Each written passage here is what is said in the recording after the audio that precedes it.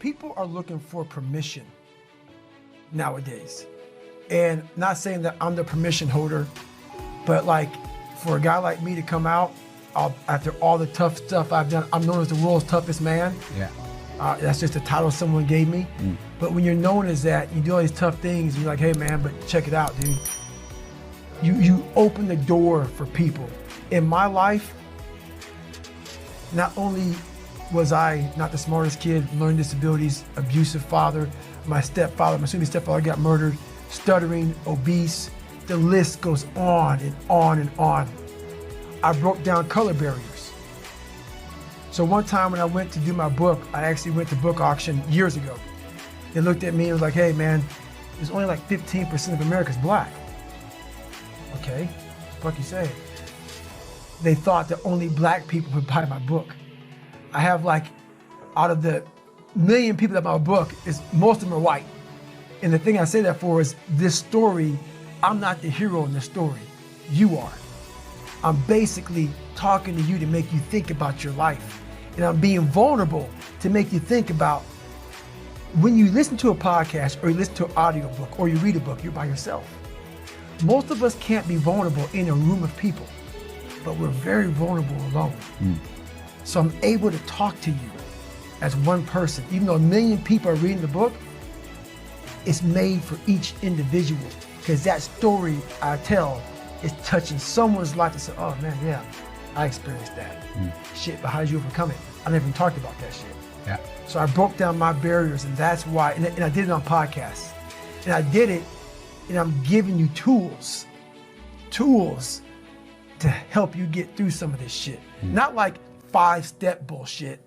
No, I went to the dungeon and I was the guinea pig and I figured the shit out and I'm writing about it. I didn't sit back in a nice comfortable room and say, this would be a good fucking book. Let me say, okay, the 5 steps of this, and then write a book about it. No, I was the person. I did the research. You know, I wasn't a theorist. I was the practitioner. Yeah. And people see that. Well, I've been talking to people for several years, and I wasn't really big on, like my mindset's very different than most people. Yeah. It's a mindset of, I don't want to be known too much. I don't want too many looky-loos in my life, because that's where I gained my strength. I gained my strength from a place of quiet.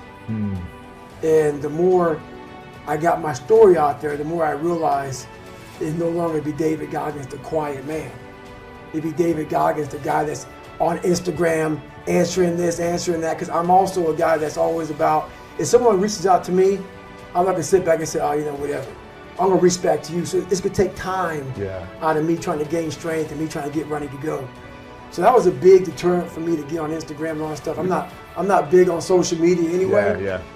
But then I realized that I have God put me in a very interesting spot of life where he made hell my teacher. He made hell my teacher. And a lot of people don't understand that. So I'm trying to give people a different thought process of life where failure, hell, disappointment, discomfort is a great learning tool. And many people don't understand that. And a lot of people won't even understand this interview when we get done with it.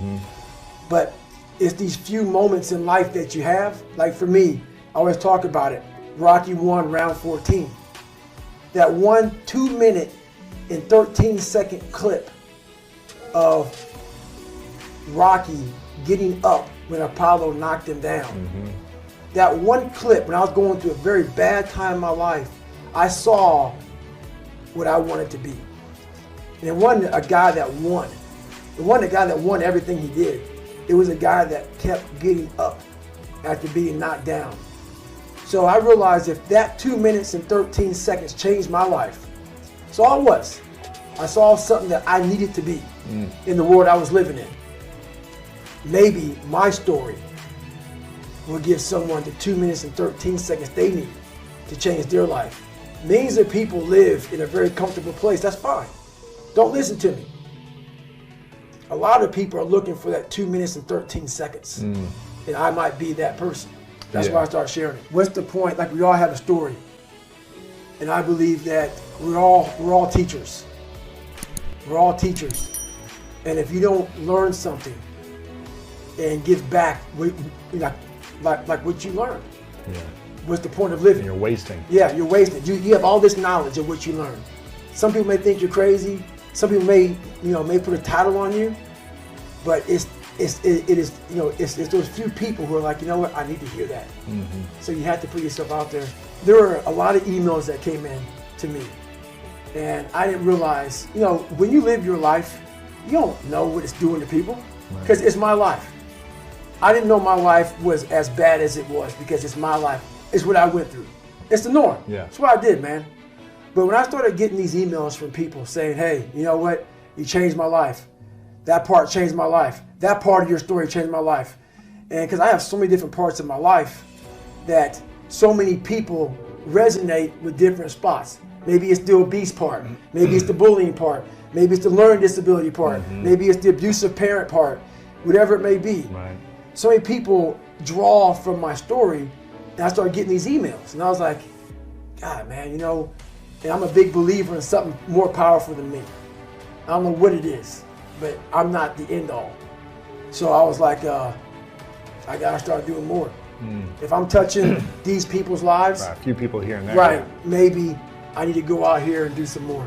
And so I started at that point in my life. I have a lot more failures, as you see in that book, but I started down the road of, instead of the path of, least resistance, I started choosing the path of most resistance to prepare myself for the journey that was coming my way. I have all these valuable lessons, because if you look out in the world right now today, it's not a nice place, but I'm very prepared for it. Yeah, you are. I'm prepared for it. I'm prepared for all the failure coming my way. I'm prepared for everything my way. I'm not about money. Not about money at all. It comes. You have to first be authentic. What is your fucking brand? There's a bunch of people who are doing business right now who don't know what the fucking brand is. They're trying to figure it out. They're trying to piggyback off someone else. Let me take this and steal this. Everything I say and everything I do is authentic to me. And I'm not out here trying to make money off of you. I'm out here trying to help you. When you truly want to help somebody out, that's when you have a business. Your business is when you truly are looking to help have a good product. The product right now is myself. Like, basically, are you living what you talk? Are you being who you are? So therefore, people say, hey, David Goggins, I may not like him, but every fucking day I know this guy. Every day I wake up, I know he's out there doing something. I know he's getting out there. I know when he talks, he's speaking truth, whether it be whatever. So what I've done with my business is I made it very true to who I am as a person. I'm not someone else. I'm not trying to fake something, and I'm not looking for your fucking money. I'm here to help you. And when people see that you're here to help you, that's when you can form a business. But people can see right through bullshit. They can see right through bullshit. So once they see through bullshit, your business is done. You're not authentic anymore. You're just a piece of shit. So people see true. So sometimes in your business, you may not make a dime for a while. You have to gain trust of people. You have to have a good product. You have to be about the people, for the people, and not about you. There can't be any underlining things, which very few people can do that nowadays. A lot of people nowadays are slugs. They're cockroaches. They're bottom feeders. They just are. They want that quick dollar. It's about me. It's about me, about me, about me. If that's your fucking mindset, your business is done. Some people make it, but they don't last real long. They don't last long. So for me, I come from hell. I had to persevere through a lot. I got judged growing up. So all I want to truly do for people is I'm for the fucking underdog. I want to see you fucking crush every motherfucker on the planet Earth. Anybody that said you can't, no. But you might be your biggest bully. You might be telling yourself you can't. That's my business. Whether it makes money or not, give a fuck. That's what it's all about, man. I want to see you at the end of the day say, look, man, hey, Goggins, when I'm walking through the airport, hey, man, you fucking saved my life. Now I tell everybody to go fuck themselves, man, because I changed my whole life around.